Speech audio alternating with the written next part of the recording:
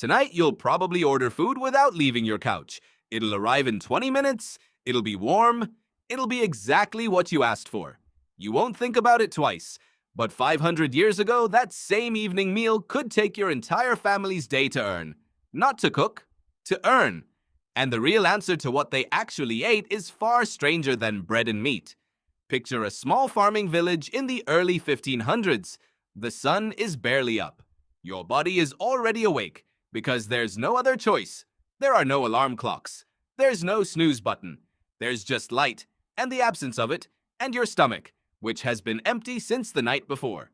Breakfast, if you can call it that, is small. Often, it doesn't exist at all. Historian Ken Albala, who has spent decades studying early modern European food culture, has pointed out that many peasant households ate only 2 meals a day, sometimes just one substantial one. Food wasn't a schedule, it was a resource. You ate when there was food and when there was time, and those two things rarely lined up neatly. So what filled your plate, if you even had a plate? Bread. Almost always bread. But not the bread you're picturing. Historian Christopher Dyer, who studied the diets of medieval English peasants through household records and archaeological remains, found that most rural bread wasn't the soft white loaf sold in bakeries today.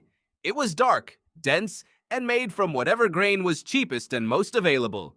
Rye, barley, sometimes oats, sometimes all three mixed together out of necessity, not choice. Here's the strange part. In bad years, when grain was scarce, people stretched their bread with things you'd never put in a loaf. Ground peas, acorns, even bark in the worst famines.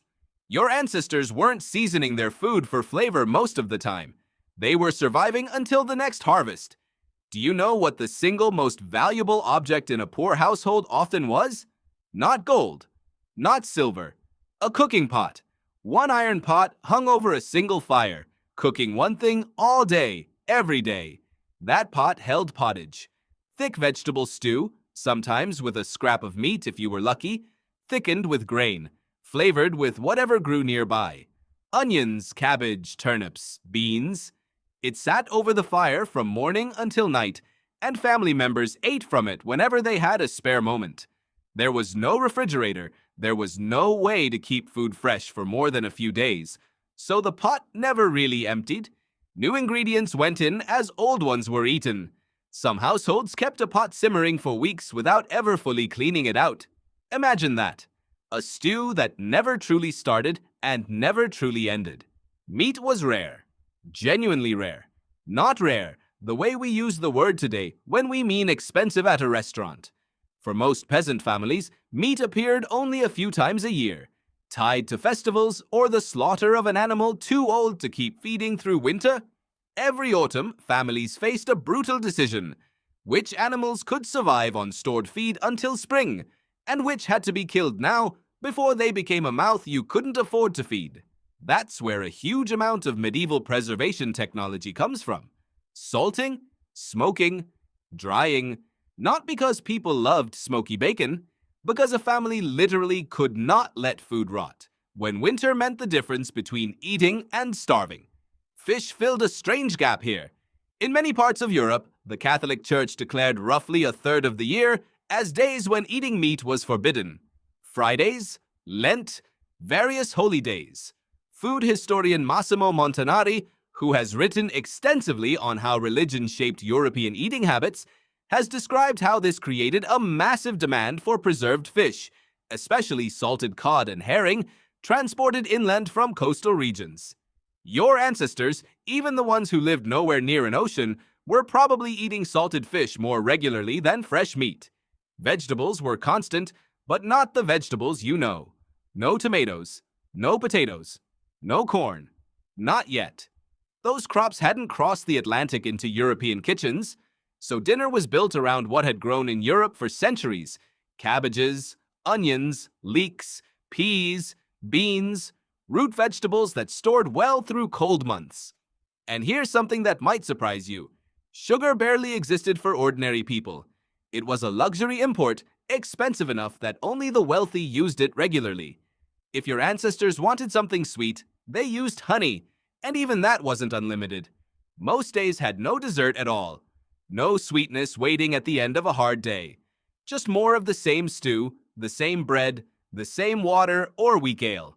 Why ale and not water? Because in many towns, water sources were unreliable, sometimes contaminated by waste or runoff. Weak, low-alcohol ale, sometimes called small beer, was safer to drink and provided calories on top of hydration. Even children drank it, not to get drunk, because it was, in many places, genuinely safer than the well. Now think about the actual rhythm of the day this food came from. You wake before sunrise. There's no debate about it, no negotiation with a phone alarm. Fieldwork starts as soon as there's enough light to see.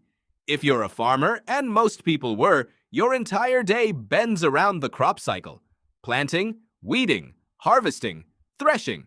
The work doesn't pause for comfort, and it definitely doesn't pause for weather that isn't actively dangerous. Midday brings the closest thing to a meal break, but even that is often eaten standing in the field. Bread and cheese wrapped in cloth, washed down with that same weak ale. There's no lunch hour in the way you understand it. There's a pause, then more work. Evening is when the real meal happens. Gathered around that same simmering pot, the whole household eating together, because there's rarely enough light or fuel to justify anyone eating separately. And then, as soon as the sun sets, the day essentially ends. Candles and oil lamps are expensive. Darkness is free. So most people went to bed remarkably early, sometimes just a few hours after sunset, because staying awake in the dark cost money they didn't have. Here's the twist that reframes everything you just heard. This wasn't misery. Exactly. It wasn't people constantly aware they were suffering. This was simply what food and time and daylight meant to nearly every human who had ever lived before you. Researchers studying pre-industrial dietary patterns, including work compiled by economic historian Robert Fogel on long-term calorie availability in Europe, have shown that average caloric intake for much of the population sat right at the edge of what a working body actually needed. Not starving most years, but never far from it either. Compare that to your kitchen right now. A refrigerator holding food from 6 different countries. A pantry with sugar sitting untouched because you're not even craving it today. The ability to eat whenever you want, whatever you want, regardless of season, regardless of what grew near you, regardless of what animal happened to survive the winter. Your ancestors' entire relationship with food was built on scarcity, seasonality, and unpredictability. Yours is built on abundance and choice. That shift didn't happen gradually over your lifetime. It happened over the last 150 years or so, an eye blink compared to the thousands of years humans spent eating the way that village did. So tonight, when you open your fridge out of boredom rather than hunger, or scroll through a delivery app deciding what you're in the mood for, remember that pot hanging over the fire. Remember that it never really emptied, because it couldn't afford to. Your ancestors weren't eating badly because they lacked taste or imagination. They were eating exactly as well as scarcity allowed, every single day, for their entire lives. And the real answer to what they ate isn't just a list of ingredients, it's a reminder of how recently your abundance became normal and how strange it would look to them, watching you decide what to order tonight simply because you can.